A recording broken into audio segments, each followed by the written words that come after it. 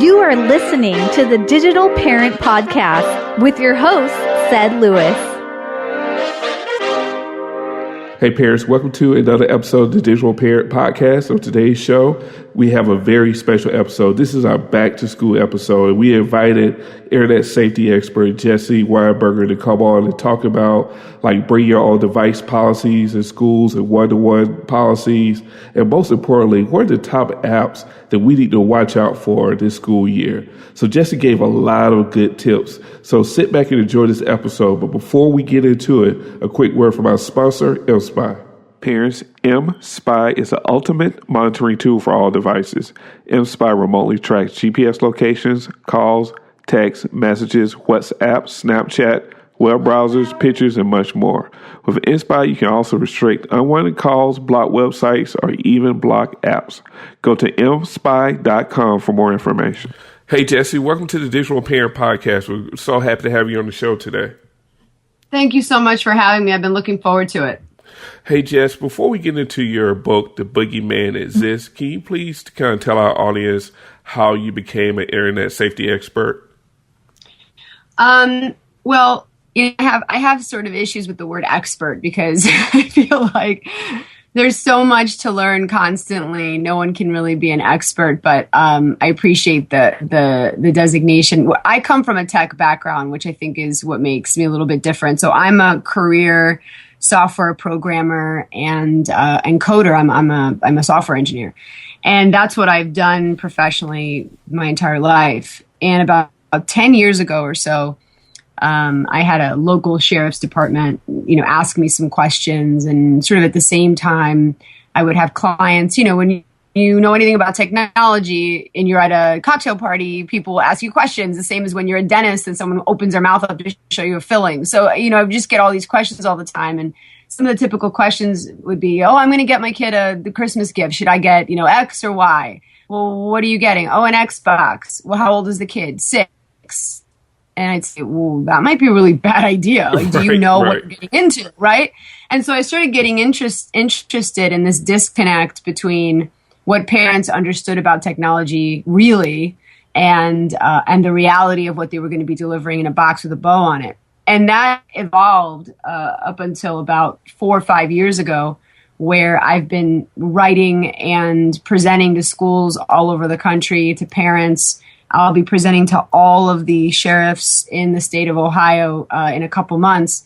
And so it's evolved to the point where people need information that the information that you're providing, people are desperate for. Parents are desperate for because they don't understand the long-range implications. And so I'm really, to the bottom line is I'm a tech person who loves technology and thinks that kids should have it, with footnotes. It isn't all or nothing. It isn't give it and walk away or don't ever give it. So, I want the kids to have stuff and enjoy themselves, but, parents need to have their eyes open. So let me ask you this question, because it seems like you was the go-to tech person in your community since you had that tech background and everyone was coming to you with all these questions. Was there any were there parents who was willing to take on the challenge of actually learning about the technology and trying to figure out the, parental controls, or was it a situation where they just wanted you to fix everything for them? Yeah, about that. So, yeah. So I think parents fall into two very distinct camps. Certainly before they're educated, they don't know what they don't know, right? They don't. Right. So we have to excuse that. But taking me as an example, because that's the only person I can speak about, with any sort of authority. When I go to a school and I present to an auditorium of 200 parents, I do a really good job of making sure they understand this is what you need to do. Right. So they've been educated. So let's set that aside for a minute. Now, what you're asking is, what do they do with that? Are they actually going home and taking the phone or going into parental controls and iTunes or whatever and setting up what they need to set up?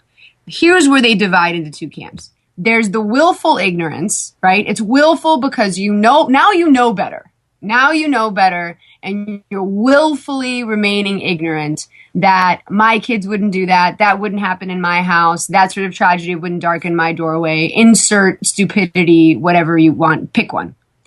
And then there's the other camp of the parents who really didn't know before what was going on. And once you turn over that rock and show them what's crawling underneath, they are all in.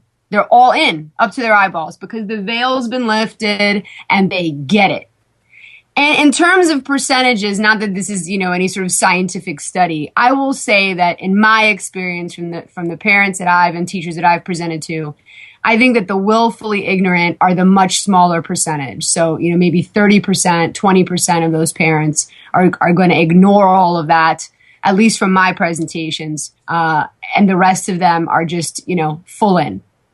But you're still going to get the parents. I had a parent from and I'll have to say this carefully, from a very well-to-do family that's well, you'd know the name, and this parent raised their hand in a presentation and asked if there wasn't maybe someone they could hire to manage this entire process for them. In other words, they wanted a consultant to come and digitally parent their children. And so there's some of that as well. And by the way, that sort of willful ignorance or that sort of behavior isn't, just among the extremely wealthy. I see it everywhere.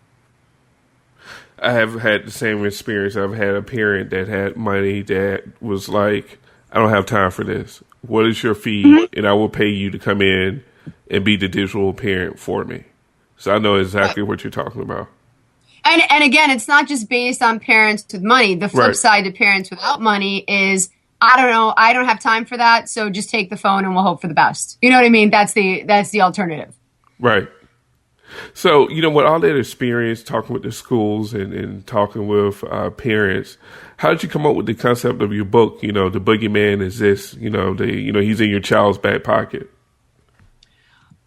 Well, I draw a distinction between, and it isn't, better or worse or qualifying it at all, but I draw a distinction between, for example, schools that have like one-to-one programs where every child gets a device issued by the school. I think that there is a real distinction between a tablet or a laptop and a phone.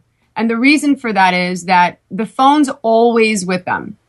So what you're really engendering in this generation and I'm, we're all complicit as this generation of parents, right? I mean, it's all sort of our fault, that this has gotten to the point that it's gotten. And so when your child has a smartphone in their pocket, you are essentially giving them the keys to the kingdom 100% of the time, all day, assuming that they have it all day and you don't take it away, at any point. But most of the kids that I see, most of my kids' friends, most of this generation, even us, when you think about it as adults, kids in their 20s and all the way to 30s, 40s, 50s, our phones are with us the entire time.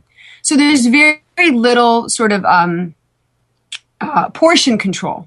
Right? So if it's with you all the time, there's very little incentive to not do that, whatever that is, whether it's sexting or putting yourself at risk for sexual predation or whatever the case may be. So while, of course, there's issues with gaming, which is in the book, and of course there are issues with, lots of other things, it's really the constancy of the having it in your hand. It's always in your hand, it's always in your hand, it's always in your hand kind of thing. That's where it starts to become problematic because not only are the issues regardless of the device, but now you're multiplying it by the fact that you never put the device down. And do you think that the schools perpetuate this by having you bring your own technology to school because it forces kids to have cell phones in their hands now? Because as a taxpayer, we pay taxes.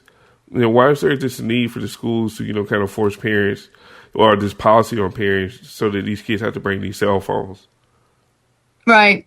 So I going back to, where I came from, I'm a kid from Hollis, Queens, grew up there my whole life, where I lived, if you could do anything to not go to the public school, you did that, and you went to, whatever the Catholic school was or whatever. And so that's what my mom struggled to do. And so that's what she did. And I feel that schools sometimes, or the education system sometimes takes on sort of trends or, whatever's the new thing of the day. And I'm saying this as a hardcore, boiled, tech person. I love technology. And setting that aside for a minute, I think as an education general policy, we sort of go on trends and whims, well, clearly what these kids need is, a laptop for every kid. That's going to solve everything. Clearly it isn't. And so going back to the complicity of the school, I myself helped write the one-to-one policy for my local school district. It's the district where my kids go to school. So it's going to sound like I'm contradicting myself, but I'll bring it around to the end. So I do believe that kids ought to have technology for a couple different reasons. One is that we're educating children today for jobs that don't even exist yet. So our current 4th and 5th graders, 3rd graders even, may take on a job where that technology isn't even conceived of right now. The U.S. has an incredible just need for programmers and coders. We need this in our country. Just from a patriotic standpoint, we're going to start falling behind if we don't churn out more coders. Now I'm Cuban by descent. I didn't speak English till I was 5 or 6. So we also need women in STEM. We need underrepresented minorities in STEM. STEM meaning science, technology, engineering, and math degrees. So for all of these reasons, I think that it is a good thing to have one-to-one programs. Now, what you're referring to is the BYOB, which is bring your own device, or BYOD. Now, BYOD, the bring your own device to school policies. So when a school says, look, we can't afford devices for everyone, so everyone just bring their phone. This is where it starts to get problematic. So just to take a step back, one-to-one means the school is issuing a device to every student in X grades. When the school does this well, there are controls put into place. There's not much they can do with that device in terms of porn or sexting or going on Snapchat or whatever, because that's all locked down in the school building. Some schools make the kids leave the one-to-one device at school. In other words, they don't take it home. They can log into their account from home or whatever. Some schools, like where my kids go, they're allowed to bring them home. So when they bring those devices home, as a parent, it's then your job to set up those controls at home, right? Because the controls don't follow with the device. It does a little bit, but not really in a meaningful way.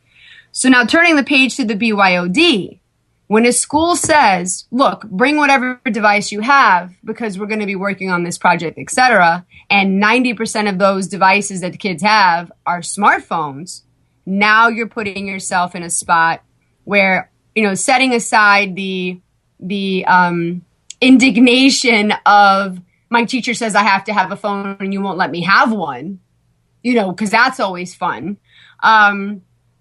You're talking about this presumption that everyone's going to have a device, that everyone's on equal footing in terms of socioeconomics, which is not true no matter where you go to school. And you start to get into problems because the school cannot control what is being viewed, filtered, etc., because everybody's device is completely different and everybody's controls are completely different. So I won't say that the schools are complicit in terms of, putting your child at risk per se. I think that's still your job as a parent.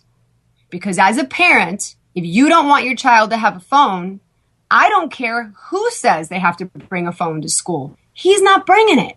You know what I mean? Like, I think we have to engage ourselves and dig our heels in a little as a parent and say, no, this is my kid and that's not happening, if that's how you feel. So just because the quote, the school says so, that doesn't, you're the parent. And that's what I feel like I spend most of my time telling parents is be a parent, regardless of what the thing is. You have to engage and make the rules for your kid. I I'm sure I went all over the board there. No. You was right on top of it. I was sitting here thinking because we had Dr. Greenfield on the show a couple shows back. And there's this fear about not giving technology or taking technology. He talked a lot about how there have been physical attacks. There have been assaults on parents who tried to block technology from their kids. So I know, it sounds... attacks by whom? Who's attacking? Physical attacks by kids against their parents. So, there is some fear from parents that they could get hurt by shutting off the technology. So I'm wondering, I mean, there would be a lot of parents, but a small percentage of parents. Are some of these parents really afraid of their kids, especially when we're talking about teenagers? Right, but I'm not making less of that statement because I could see how that could I mean, my son, I'm a crazy Cuban girl anyway, but my son is, at this point, he's 17, he's 4 inches taller than I am at this moment. Right. So I could see how there comes a point where if they wanted to hurt you, they could. But setting that aside for a minute, if you're afraid of your kid when they're in high school or teenager, it means you haven't done the stuff running up to that. Right. You know what I mean? Like my son's not just going to wake up and go, I'm going to take mom's kneecaps out. No, she's going to take yours out. Do you know what I mean? Like, that's not, if you're afraid of your kid when they're 17, then you didn't do what you need to do when they were 2. Right. So, and I'm not saying parent sucks for you. I'm not saying that. That's a real concern, but that is going to be the least of your concerns when that kid becomes a teenager. Because then you're going to be afraid to tell them they can't go out drinking, and you're going to be afraid to tell them they can't do drugs, and you're going to be afraid to tell them to use a condom, and do you know what I mean? You're going to be afraid of all of it then. So that's a symptom of a larger issue, which is really the core issue I think that you and I were talking about a little before, is the fear of parenting. Just as a thing, right? Don't you think? Yes. Because, I mean, parenting is hard, especially when you're not a digital native like the children. It's kind of like, right. How do I come to grips with cyberbullying? I'm just going to put that in the hands of the school. They're the ones who asked for this technology. So whatever happens on school property is a school issue, and I'm just going to be ignorant to the issue. Well, and that's the one thing I tell parents at every single parent event is this is not the school's job. Certainly, it's the school's job if behavior leaks into the school day, no question.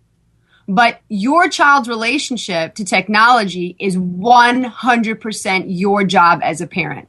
It's not Snapchat's job. It's not the singer or the rap star's job to put in clean lyrics. It's not the movie producer's job to not put violence in the movie. This is your job. You are the gatekeeper of what enters your house and enters the ears and the minds of your child. It's your job.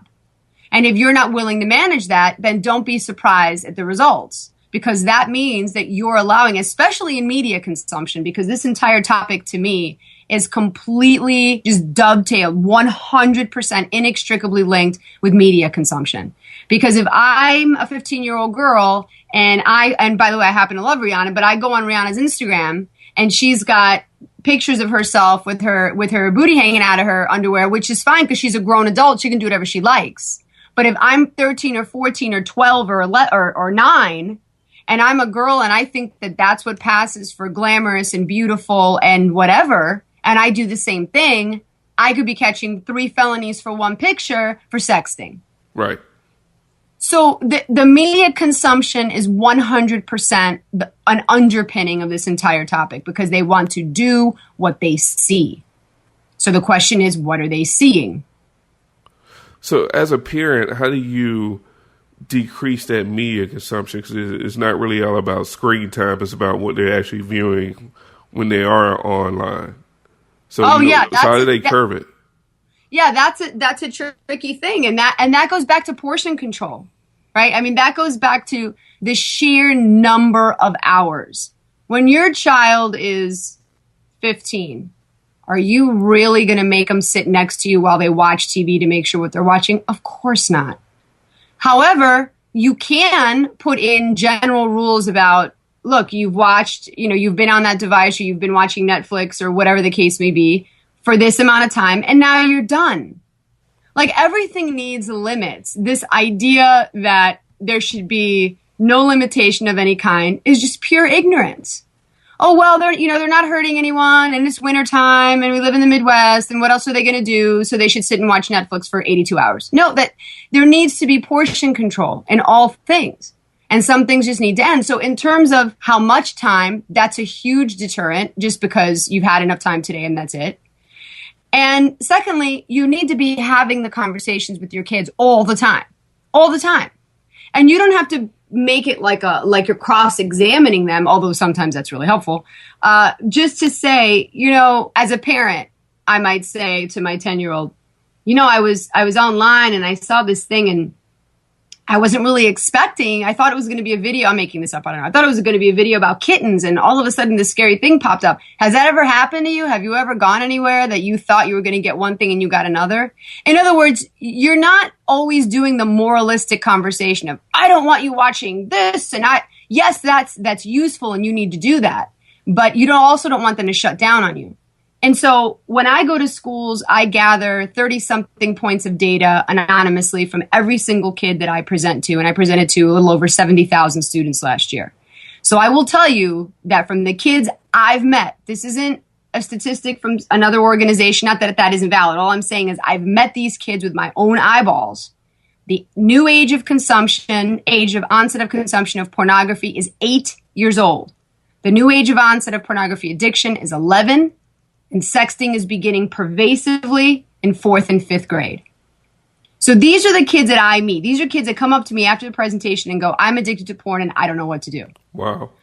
So when we're talking about portion control, it's not just like, well, you really need to eat some spinach, but if you don't eat it for the next 6 months, that's okay. We're just going to try really hard.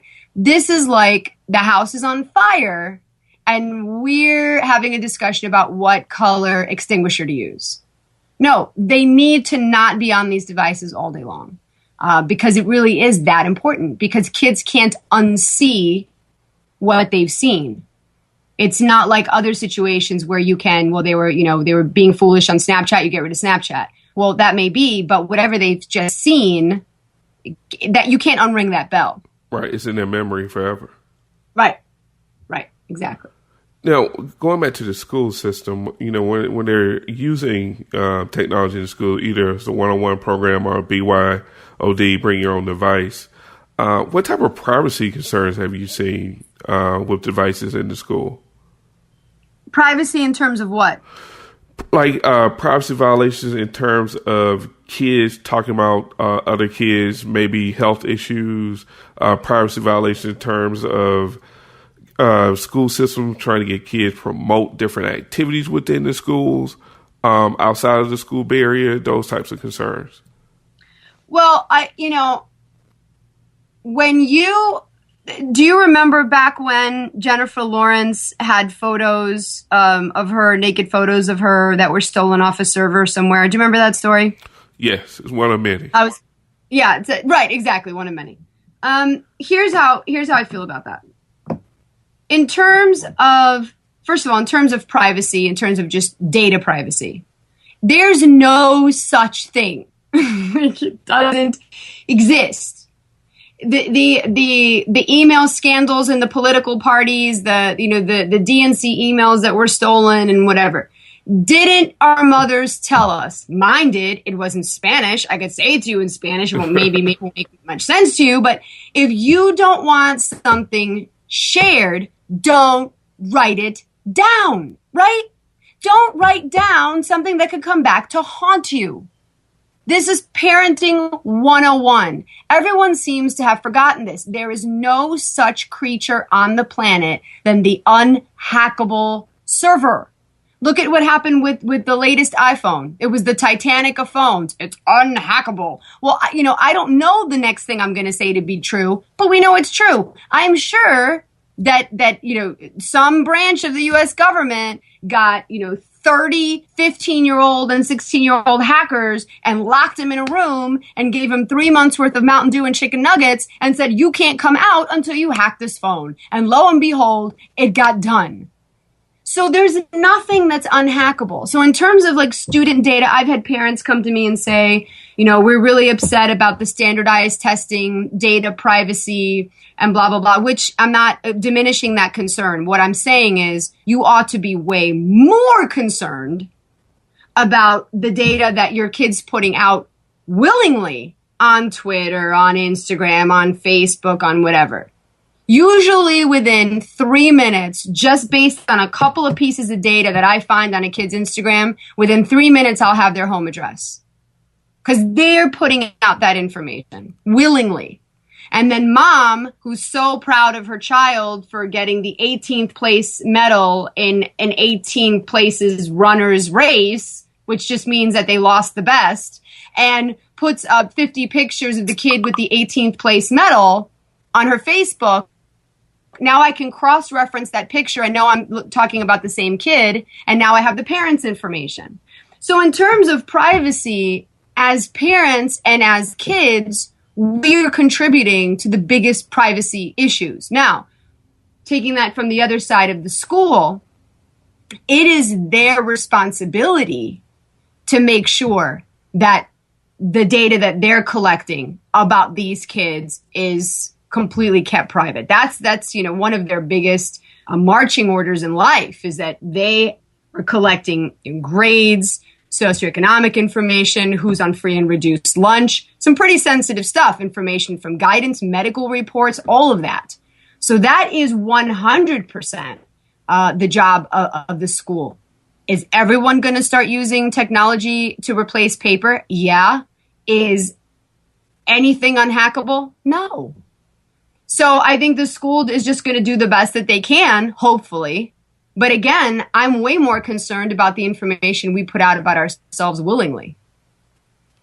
So, and keep in line with this whole school thing, we got a lot of kids going back to school either this week, couple weeks, depending on what area of the nation that you live in.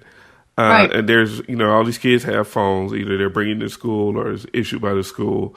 What are some of the apps that the parents should be monitoring right now and should be staying on top of?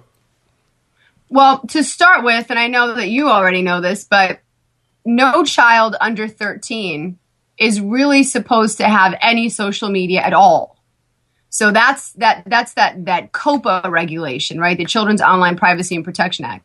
So your under 13-year-old really ought not have a Twitter, Snapchat, Instagram, Facebook anyway. In terms of which apps they really need to watch out for, yes, there are a few that are particularly egregious always. Askfm should just, fall down a well. Like Askfm to me has apps, and I'll do the pushing. And I think they're like in Latvia or something, so I'm not going there. But that one has absolutely no... Even if you consider, all right, kids like to socialize on apps, and this is how they socialize now, and we need to make room for that, all of which I agree with, if it's being monitored and you're watching and all of that. So which of these apps have value to kids from their perspective? Askfm has no value. So that's one of the ones you can say no to, just absolutely. Jess, with a clear conscience. Can you quickly explain Ask.fm for some of the parents who may not be aware of that app, how it functions? Yes. Imagine that the devil has a baby. No, I'm kidding. But yes. So Ask.fm is basically a place where a user, say your child, Sally Smith creates a profile on Ask.fm. And so this is an asynchronous sort of app, which means that everyone knows who Sally Smith is, and they can follow her, and she can follow other people, but you don't have to agree. Like Facebook, I friend you, you have to agree we friend each other. That's synchronous, right? So Ask.fm is where it's really less than asynchronous. It's no synchronous. So Sally Smith has this profile, and people can come on the profile anonymously, not reveal who they are, and ask Sally questions.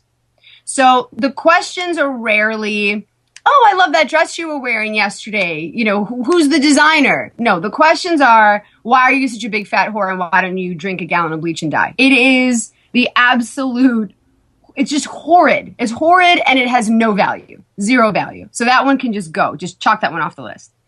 The number one on my list, which I should have said first, the number one app that should go is something called Kik. That's Kik. Kik is marketed, ironically, as a closed, safe texting environment. So in addition to the regular texting SMS on your child's phone, in other words, the regular way that you text on your smartphone or phone, this is a different place to do that. But it's the same idea. You can send pictures, whatever. The problem is that on Kik, it's extraordinarily easy to find people. In other words, when you use your regular texting on your phone, you have to have a person's phone number. You have to have their number, or you're texting a random person and you don't know anything about them. So Kik gives you the opportunity to know something about someone before you start sending them messages. I will tell you, I work a ton with law enforcement. I work with ICAC divisions, and ICAC means Internet Crimes Against Children. They do, sex crimes where children are the victims of sexual predation, sexting, cyberbullying, etc. Human sex trafficking where children are the victims, all of that. And I will tell you that if you were to stop any of these people on the street and say, what app would you get rid of today? They would say Kik. I have seen more cases of human sex trafficking, sexting, sexual predation, etc. via Kik than any other single app. Oh, wow. And I've been all the way down to second grade. And I'll say to the kids, if they tell me that they've already used Kik, because I don't want to give them the idea to use Kik if they didn't already have it, right? So one of the kids says Kik, and I'll say, okay, how many of you use Kik? And they raise their hands. I say, now keep your hands up. Now keep your hands up again if you've ever received anything disturbing on Kik. All the hands stay up. Any kid that's used Kik has gotten what they would call dick pics. That's what they say. Oh, you mean the dick pics? Randomly sent to their phone from people that are hoping they're going to respond. So Kik is the number one got to go today. You are absolutely putting your kids at risk. So let me ask you a quick question about Kik. And you were talking about sexual trafficking. Are you seeing like kids traffic each other on Kik? Or is it more outside pimps that are using Kik to lure kids into sexual trafficking? Yes, the latter. So did you say that you were in Atlanta? Correct. Okay, so I taught in Columbus, Georgia last year. There's different metrics used, but generally speaking, Atlanta is number one, and you know this already, for human sex trafficking. Number two, and I'm in Ohio, in Northeast Ohio. Number two largest hub for human sex trafficking is Toledo, Ohio, of all places on God's green earth. And so I've been having these conversations with these prosecutors and task forces and sheriff's departments of how this is actually happening. Well, I just got a call from a school to come out and speak there where they've already had a fifth grader trafficked. So the way that this works, in very often, or not very often, some of the cases, the way that this works is that the kid is not necessarily abducted out of the house. Like, oh, the kid's gone, find the kid. That happens, yes. But in some of the cases, this child is being coerced into providing sexual services because the child thinks that they are protecting their family. So I'll tell you a story that will break this down a little bit easier. I had a 13-year-old girl come up to me after an event, so 7th grade, and she said to me, I need some help because I've been dating this boy on Instagram. And she didn't know who he was. And I've been dating him for 6 months. And about a month ago, he told me that he's actually not 13 and from a few towns away from here. He's actually 58 and from states away. And he told me that he's going to come to my house at a certain day at a certain time and he's going to rape me. And I'm going to allow this to happen because if I don't, he's going to kill my mother because I've told him where she works, murder my father because I've told him this, kill my brother because I've told him what school he goes to. So all the information that she was willingly giving a boy that she thought was her boyfriend is now being used against her. So I asked her, when is this supposed to happen? And she said next Tuesday. So this child was resigned to the fact that this was going to happen. He was going to come to the house, And that's where that's a stop on the train that ends up potentially at human sex trafficking, where a kid thinks they're talking to a peer. That peer ends up being a sexual predator. The sexual predator reveals themselves, may have information to use against the child. So the kid thinks that she's sending a boob shot to some boy from, a couple towns away. It ends up being sexual predator who turns around and says, now you're going to do these things, or I'm going to reveal what you've done to your parents. And so in some of these cases, these kids are living at home, going to sports, taking tests, studying, and doing this on the weekends when mom thinks that she's staying at, her friend's house. She's actually doing this instead because she thinks that she needs to protect her family. So the human sex trafficking issue is linked 100% with social media.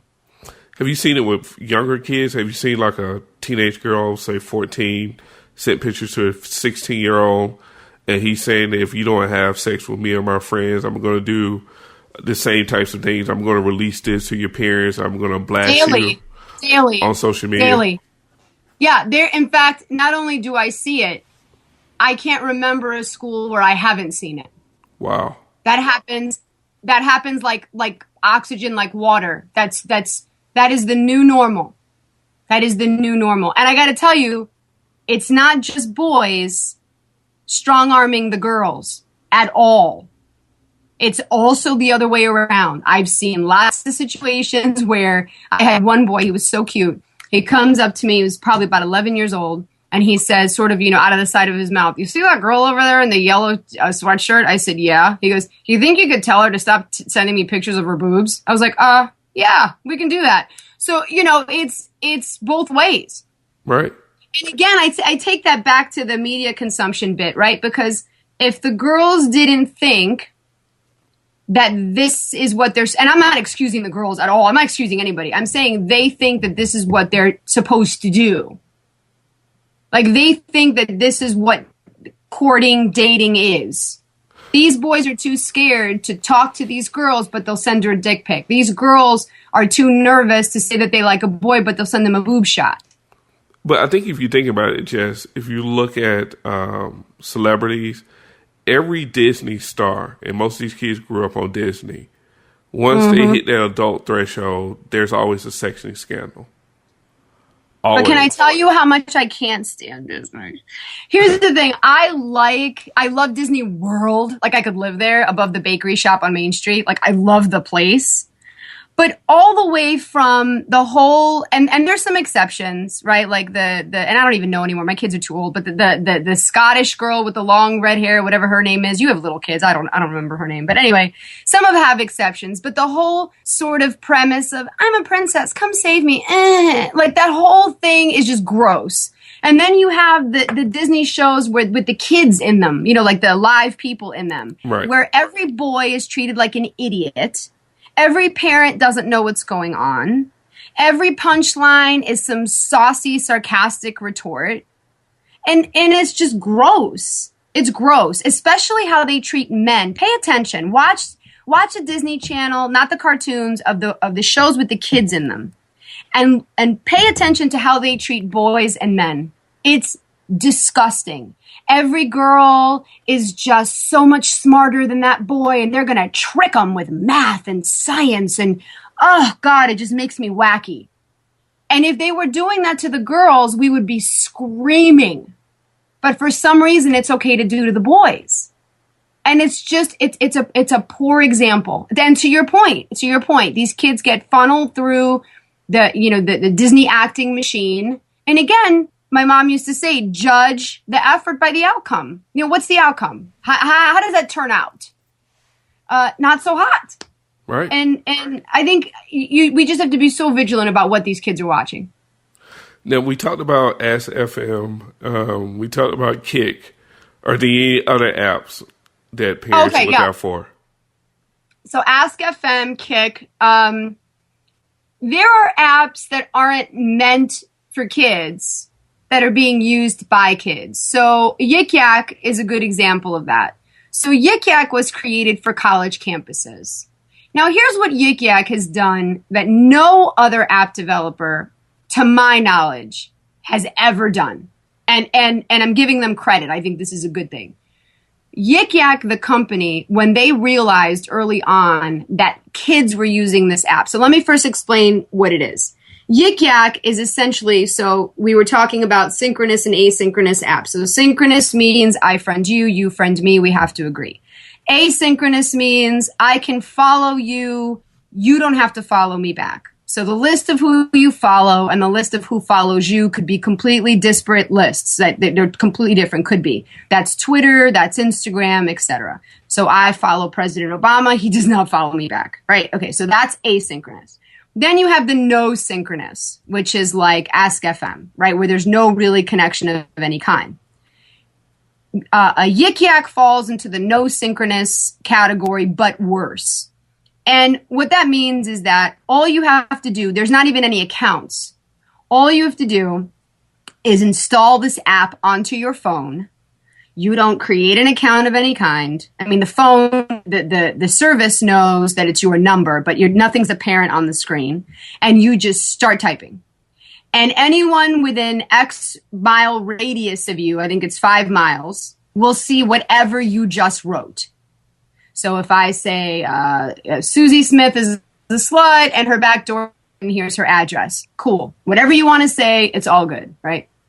So Yik Yak did not create this app to ruin the lives of middle schoolers and high schools. They created this app meant for college campuses, to create like a community flavor on college campuses.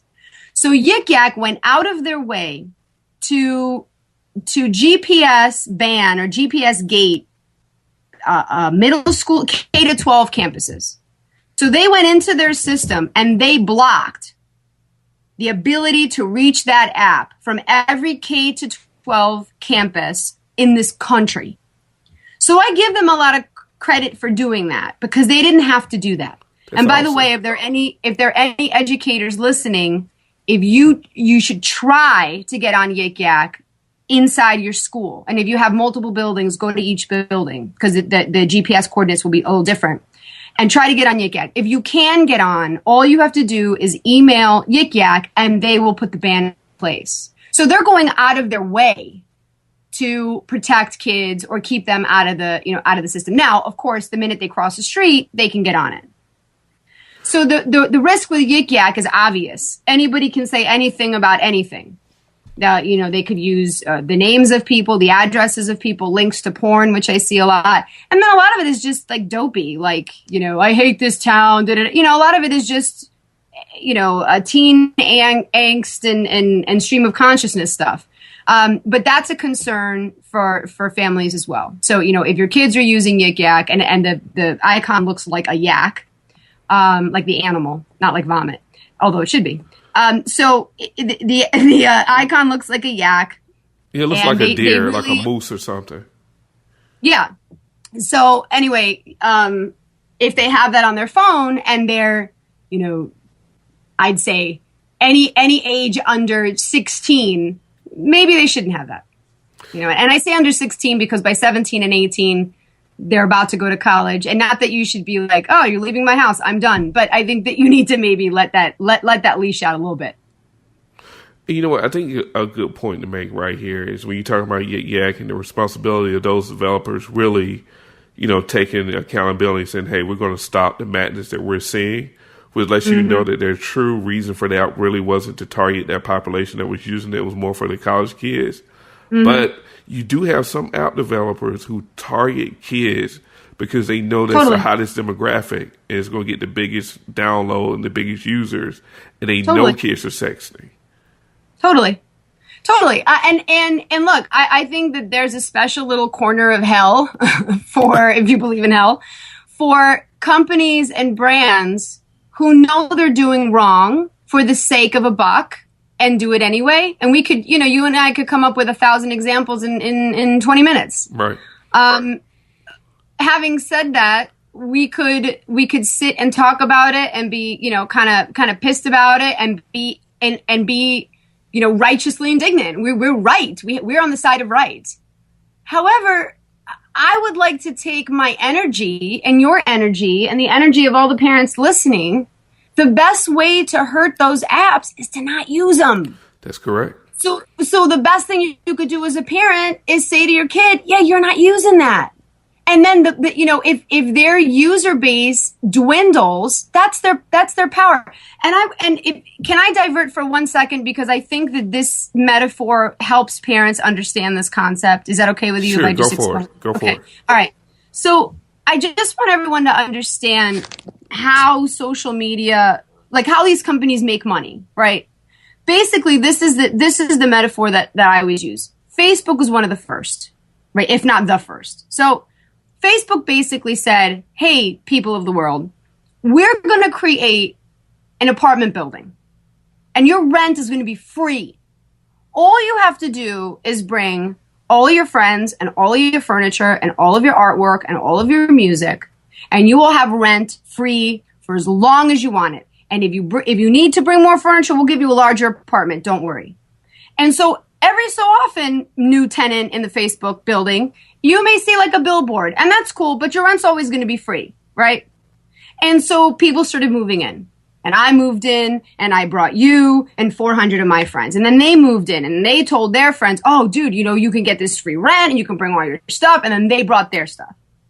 And so Facebook's only asset, Instagram, all the same. Their only asset is the sheer number of tenants in their complex. You have a dollar amount attached to you because of the exponential nature of social media. So I don't represent one to them. I represent 1 times the number of my friends, right? So it's exponential. Each one has an average of however many, 400, 500 friends or followers or whatever each. So the way that they win, and I'm not trying to paint Facebook as evil, I'm just explaining the monetary structure here. The way that they win is if you don't ever move out. Because if your kid is representing that one on Snapchat or Instagram or Yik Yak or whatever, even though Yik Yak doesn't have followers, but whatever. So let's use Twitter. So your one child represents that one in the Twitter complex, and she has 500 followers on Twitter. If you shut down her apartment, she leaves, and so do her 500 friends, or at least that connection leaves. Now, they may be moved in also, which is a separate conversation. So that's how they make money, through ad development, through, a number of other ways. So anytime as a parent, if you are mad at Askfm or you think that this is wrong or that is wrong, the best and easiest thing to do is kill the connection. Move out of the complex and start to dwindle their ability to continue to make money. Because I've had so many parents say to me, I don't get how Facebook makes money. I don't get how, Snap, like how do they, there's no, you don't pay necessarily. There are some things you can buy, but not really. And that's what they're counting on is sheer numbers. Yeah, it's all about the ad space. It's all about the more eyeballs that you get, the more money you make off of ads. Right. And P.S., given the stream of data that Facebook has about you, if I'm a pet store and I go to Facebook and say, I want to create an ad for 25 to 40-year-old single women who own a house that have a corgi-specific dog who have talked about the Republican National Convention in the last 5 days. And they'll go, sure, bink. So they know this all about you. So going back to the privacy stuff, I'm way more worried about the social media privacy. And the reason for that, if you take your metaphor of the apartment, they know everything you do. They know all your habits. They know what time you wake up, what time you go to sleep, what type of food you like. So they can tell, the corner store, hey, go knock on these tenants' door at 3:00 because this is the time they're going to want a pizza. You got it. And they got you hook, line, and sinker. You nailed it. Yes. And if you notice, for everyone listening, it's not coincidental that you're on Google and you search, I want a new Keurig coffee pot, let's say, and you're on Amazon and you search the different Keurig coffee pots, and the Keurig coffee pot that you spent the most time on Amazon, or maybe you added to your wish list, then you switch to Facebook and there's an ad or a video for Keurig. You're not losing your mind. that's because you just did that. Yep, it's all about the cookies. Right. So, Jess, for parents who need more information and you're so on top of it, how can they reach you? And what's the best website they should go to get more information from you or to schedule you for a booking at their school system or their church? So if you want to, the best way to stay educated, I offer a ton of stuff, open and free and everything. I try to give as much stuff away as I can because I never want for a community to not have at least the most information they can have for free because they can't afford it. So go to the Facebook page, which is obviously, and you don't have to be a Facebook user to use a Facebook page. You can go on and read everything and watch everything. You can't like or comment if you're not a Facebook user, but who cares? You can at least see everything and get educated. So go to facebook.com/Overnight Geek University, spelled the way you would think, because intentional misspellings make me crazy. So Overnight Geek University, go there. And there's a contact button. And if you want to, book me or whatever, there's a button on there and you can, send me your email and you'll get some information on booking, etc. But the biggest thing I think parents need to understand is that the moment you decide to give your kid a smartphone is the moment that you've taken on a new part-time job. So a lot of parents have already given their kid a phone and they're listening to this going, well, what am I supposed to do now? Like, I get that you've already done that and you're in good company because lots of other people have done that too. But that means that you have to double down on your effort now. And so actually on the Facebook page, there's a family contract that I have up for free and I'll put it at the top for anyone listening to the show. So feel free to download it. It's a family contract you can sign with each child in your family.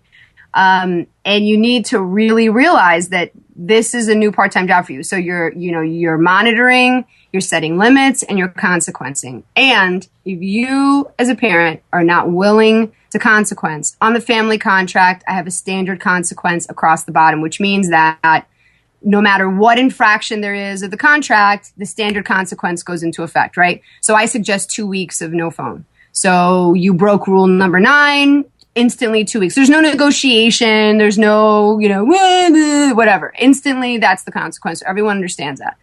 So if you're not willing to give that consequence or you don't want to deal or whatever, then as a parent, you are not ready for your child to have the phone. It isn't about, is the kid ready? It's about, are you ready as a parent? And I can tell you that the longer you keep the genie in the bottle, the better off you're going to be. Because you can't stuff it back in after. So, or you can try, but it's going to be difficult. So go on the Facebook page. There's loads of stuff in there, loads of videos and, specific tips and stuff. And I'm happy to, I'm happy to give out as much as I can.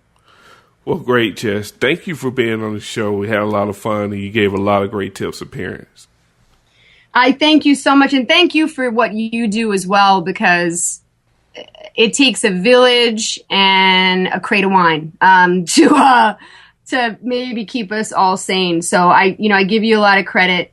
I have to believe that because of your show, there are kids who have been either saved from a situation or a parent that got educated. So you deserve a lot of credit and good luck to you. All right, thanks.